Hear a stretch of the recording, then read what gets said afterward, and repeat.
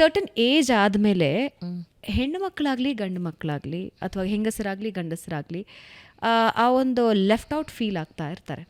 For an example, retired ಆಗಿರ್ತಾರೆ, ಮನೆಯಲ್ಲಿ ಉಳ್ಕೊಳ್ತಾರೆ, ಅವರು ಎಲ್ಲರ ಜೊತೆ ಬೆರಿತಾ ಇರ್ತಾರೆ, ಒಂಟಿಯಾಗಿ ಬಂದು ಬದುಕೋದಕ್ಕೆ ಶುರು ಆಗುತ್ತೆ. ಮಕ್ಕಳು ಬ್ಯುಸಿ ಇರ್ತಾರೆ, ಲೋನ್ಲಿನೆಸ್ ಕಾಡೋಕ್ಕೆ ಶುರು ಆಗುತ್ತೆ, especially if they are single.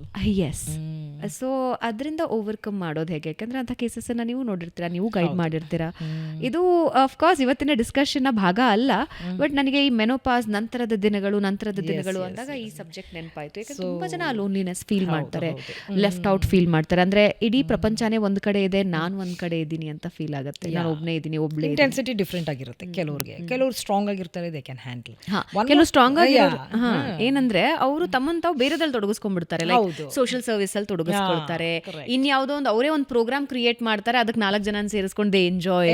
But ಎಲ್ರಿಗೂ ಅದು ಬರೋದಿಲ್ಲ. ಕಮ್ಯುನಿಟಿ ಸರ್ವಿಸಸ್ ಮಾಡ್ಬೋದಲ್ಲ, NGOs ಹೋಗ್ಬಿಟ್ಟು ಅವ್ರಿಗೆ ಏನ್ ಬರುತ್ತೋ ಅದನ್ನ ಹೇಳ್ಕೊಡ್ಬೋದು, ಪಾಠ ಹೇಳ್ಕೊಡ್ಬೋದು. So I have my students husband, is very young actually. I think he must be 55 ಏನಿರ್ಬೋದು. ಬಟ್ ಒಂದೇ daughter, so he took a retirement. Okay, so but ಅವ್ರು ಒಂದು ಸೋಷಿಯಲ್ ಆರ್ಗನೈಸೇಷನ್ಗೆ ದಿನ ಮೆಟ್ರೋಲ್ ಹೋಗಿ ಮಹಾಲಕ್ಷ್ಮಿ ಲೇಔಟಲ್ಲಿ NGOಗೆ ಇದು ಮಾಡಿಬಿಟ್ಟು ಬರ್ತಾರೆ. Is engaged himself physically mentally.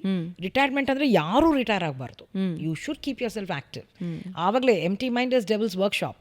ಏನು ಎಲ್ಲ ಯಾರೋ 10 ವರ್ಷದಿಂದ ಹೇಳಿರೋದೆಲ್ಲನೂ ತೊಗೊಂಡು ಬಂದು ನೆನಪು ಮಾಡಿಕೊಂಡು ಅವ್ರನ್ನ ಕಾಡಿಸಿ ರಿಲೇಷನ್ಶಿಪ್ ಎಲ್ಲ spoil ಮಾಡ್ಕೊಂಡ್ಬಿಡ್ತೀವಿ.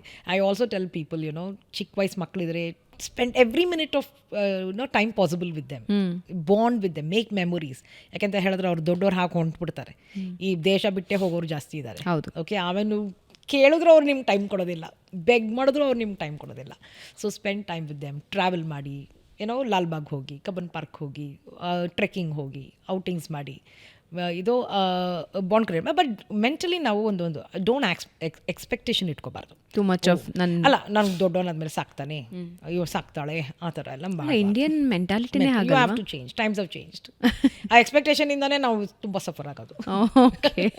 So will have to do that. ನೀವು ಹೇಳ್ದಂಗೆ ಫೋರಮ್ಸ್ನ ಸೇರಿಕೊಂಡು like minded people, area wise, ಫೇಸ್ಬುಕ್ಕಲ್ಲಿ ಸಾಕಷ್ಟು ಗ್ರೂಪ್ಸ್ ಇವೆ. ಈ ಗ್ರೂಪ್ಸಲ್ಲೆಲ್ಲ ಸೇರಿಕೊಂಡು ಔಟಿಂಗ್ಸು, ಮೀಟಿಂಗ್ಸು ಆ ಥರ ಎಲ್ಲ ಮಾಡಿಕೊಂಡು ಮೆಂಟಲಿ, ಇಮೋಷ್ನಲಿ, ಫಿಸಿಕಲಿ ಎಲ್ಲ ಚೆನ್ನಾಗಿದ್ರೇ overall wellness. Okay, my very last question. As a women, financial independence still is a problem ಇಂಡಿಯಾದಲ್ಲಿ, ಅದರಲ್ಲೂ ಸ್ಪೆಷಲಿ ಹೆಣ್ಮಕ್ಳಿಗೆ. ಕೆಲವರು ಅರ್ನ್ ಮಾಡ್ತಿದ್ರು ಕೂಡ ನಾನು ಫಿನಾನ್ಷಿಯಲಿ ಇಂಡಿಪೆಂಡೆಂಟ್ ಅಂತ ಹೇಳ್ಕೊಳ್ಳೋದಕ್ಕೆ, ತಿಳ್ಕೊಳ್ಳೋದಕ್ಕೆ, ಅರ್ಥಕೊಳ್ಳೋದಕ್ಕೆ ಪ್ರಾಬ್ಲಮ್ ಇರುತ್ತೆ. ಅಂದರೆ ದುಡಿತಿರ್ತಾರೆ ತುಂಬ ಜನ, ಬಟ್ ಅದರ ಅವೇರ್ನೆಸ್ ಕೂಡ ಇರೋದಿಲ್ಲ. ನಾನು ದುಡಿತಿದ್ದೀನಿ, ಮನೆಗೆ ಮಾಡ್ತಿದ್ದೀನಿ, ಅಯ್ಯೋ what I am doing, my husband is doing everything ಅಂತ ಹೇಳ್ತಾರೆ. Saying that my husband is doing things is not wrong, but I am nothing ಅನ್ನೋದು ಪ್ರಾಬ್ಲಮು.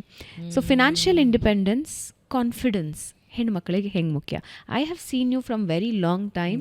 ನೀವೊಂದು ರೋಲ್ ಮಾಡೆಲ್ ಎಲ್ರಿಗೆ, how to be as a women, how to fight as a women ಅಂತ. Financial independence and confidence ಹೆಣ್ಮಕ್ಳು